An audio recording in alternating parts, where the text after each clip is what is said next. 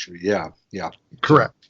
Yeah. Correct. And actually, if you go back and if you are subscribed through iTunes or something like that, and you actually go to the page, you can actually go back into the archive and go back and look at the previous recordings there, because all of Resistance Reactions is on the same feed prior to Star Wars Reactions beginning, and you could actually find that episode from last year. Nice. So check that out if you want to. It was a fun episode to record. I will admit, we did break down in tears several times and had to take some breaks to regain our composure. We did. We really did. Yeah, we did. It was, yeah. Especially when I better stop or I know. But yeah, so please get your recordings in. Let us know.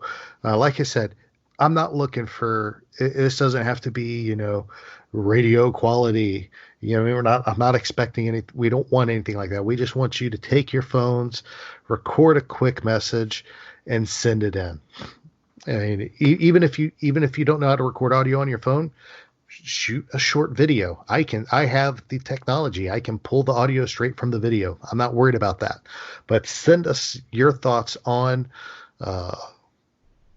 Star Wars Rebels, and by March 1st, and we will get this special listener episode out. So very cool.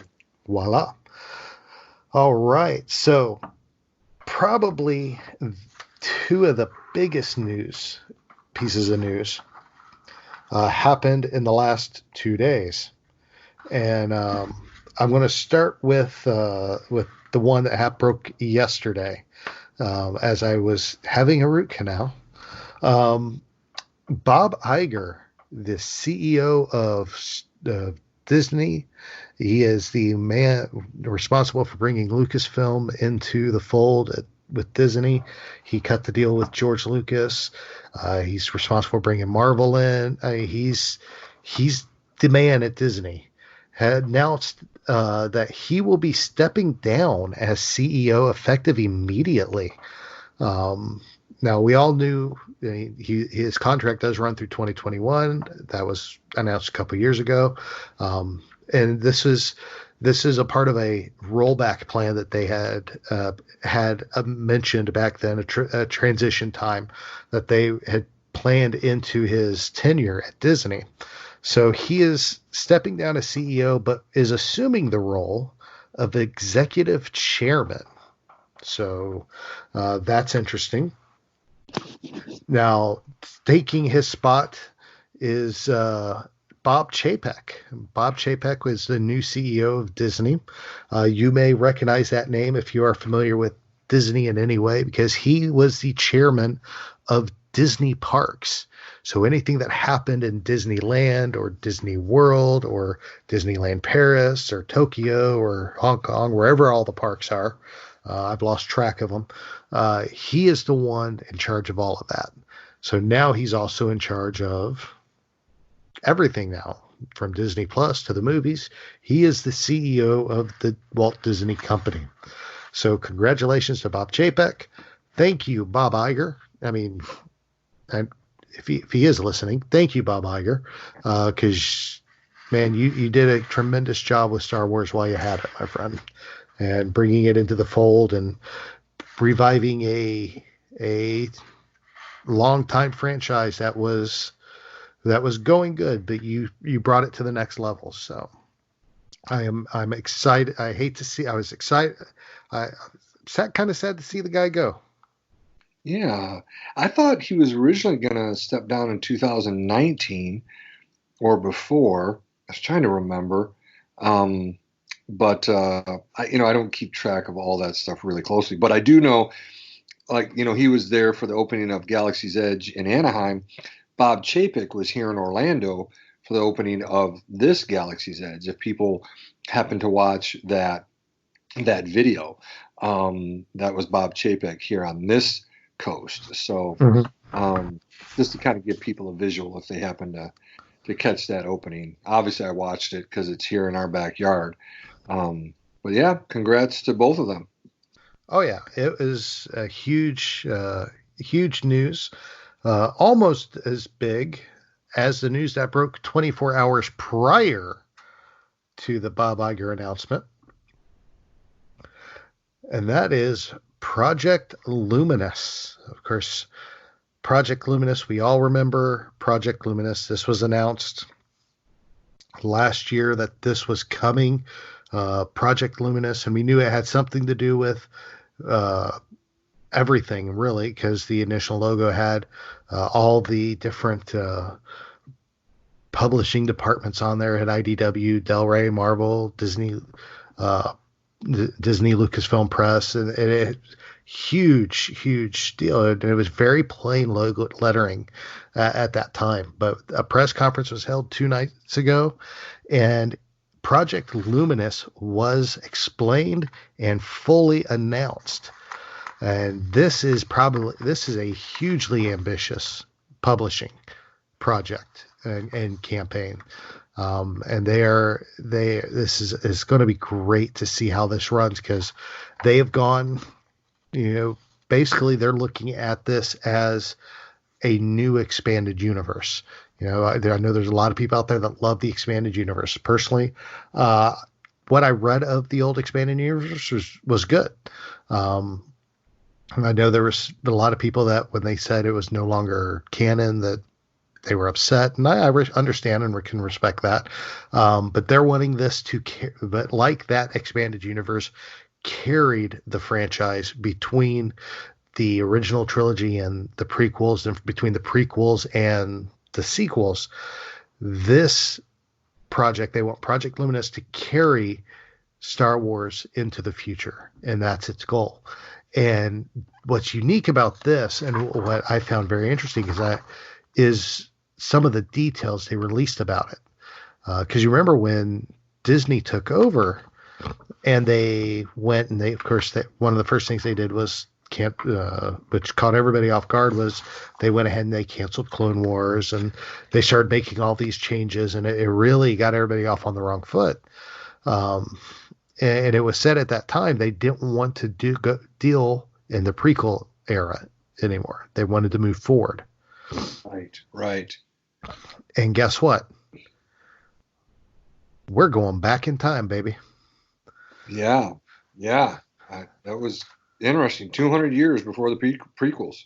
Yes, the Project Luminous was a code name for the new era of Star Wars called Star Wars: The High Republic. High Republic this is all going to be set 200 years prior to the events of the Phantom Menace. So everything we know from the Phantom Menace, all the Jedi, the Skywalker, none of this will exist yet. This is all prior to that. The only Jedi that would still be there would be Yoda. That's what I was thinking. Yoda could be there. Yes. So we do have the potential of seeing Yoda, but they are focusing on new characters, new Jedi. We have a new villain that's coming into the mix called the Nile. It's spelled Nihil, but it's pronounced Nile, like the Nile River. New villains, a lot of new Jedi, different. Okay, we're going to have a Wookiee Jedi. Yeah, I saw that. Some of this art that they put out in the concept art is absolutely amazing. We're going to have a Wookiee Jedi. There's going to be a lot of stuff coming out too. And it all starts in August, which is absolutely amazing. Charles Soule, of course, if you are a comic book reader, you recognize that name. He's the gentleman who wrote the recent Darth Vader series. Mm-hmm. Yes. Which I absolutely loved. But he is writing the first book of this High Republic era. And it will be called Light of the Jedi. Yeah. It is up on pre-order now on Amazon. It's coming out on August 25th. So that is when we get the first book out. The next book that will be coming out is called Test of Courage by Justina Ireland. It's a I just blanked. Young adult, young readers book. So a middle grade novel is what they're calling it. Yeah. But it's also up on pre-order on Disney. It actually will be released according to the or on not Disney. It's pre-order on Amazon. According to Amazon, that book will be coming out September 8th. Mm. September 8th. Now, these are all these dates are the only one that was actually announced in the press conference was the 25th for Charles Soule's book, The Light of the Jedi. These others are just dates I got are just literally from the Amazon site, so they could change. The third book, which is probably the one I'm really looking forward to, is called Into the Dark by Claudia Gray. Of course, Claudia Gray wrote Bloodlines, and which was an incredible book. So I'm really looking forward to her book coming out. It's scheduled, according to Amazon, for October 13th. Mm, mm. Well, she's probably my favorite author right now. I mean, like you said, not only Bloodline, but also Lost Stars and Yes, Master and Apprentice. yes, yes. I've loved all of them. The only one I think I haven't read of her stuff is the Princess Leia one, which I hear people rave about as well. Like when she was younger and Holdo's in it, a younger Holdo's in it. But Princess of Alderaan. there you go. Thank you, Yeah. brother. Thank you. But yeah, so I'm with you. Yeah, Into the Dark by Claudia Gray. It's a no-brainer. I've loved everything she's done. Her and Charles Soule. Oh, absolutely. And this is going to be this is going to be absolutely amazing. And to top it off as well, we don't have any dates on it, but there are going to be two comic book series coming out related to the High Republic era. There's going to be High Republic Adventures, which is going to be published by IDW Publishing. This is actually going to be written by Daniel Jose Older. Of Hmm. course, Daniel Jose Older, of course, did the Lando novel. Was it Last Shot? Yep. Yeah. Yep. So he is writing that comic series for IDW. Then, uh, then Kevin Scott Hmm. will be writing a Marvel series, which will just be called Star Wars: The High Republic. So this is going to be exciting.